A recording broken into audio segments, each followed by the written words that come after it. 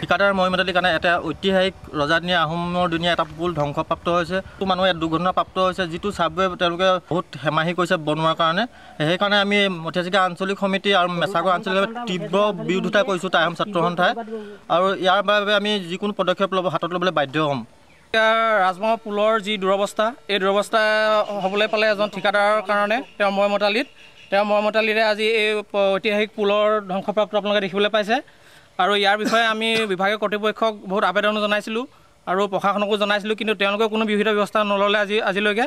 সেইকাৰণে আমি মথিয়াচিকা আঞ্চলিক সমিতি আৰু ইয়াৰ তীব্ৰ গৰিহণা কৰি দিছোঁ। অনাগত দিনত যদি তেওঁলোকে কোনো ব্যৱস্থা নলয়, তেতিয়াহ'লে আমি ইয়াৰ বিপক্ষে এক জংগী আন্দোলন ল'বলৈ প্ৰস্তুত।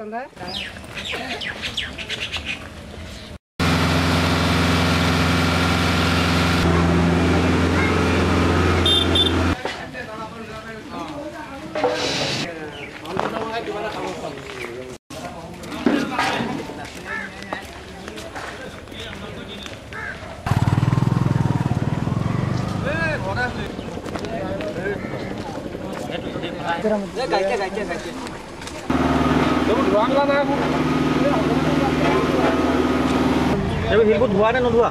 ধোৱা নাই।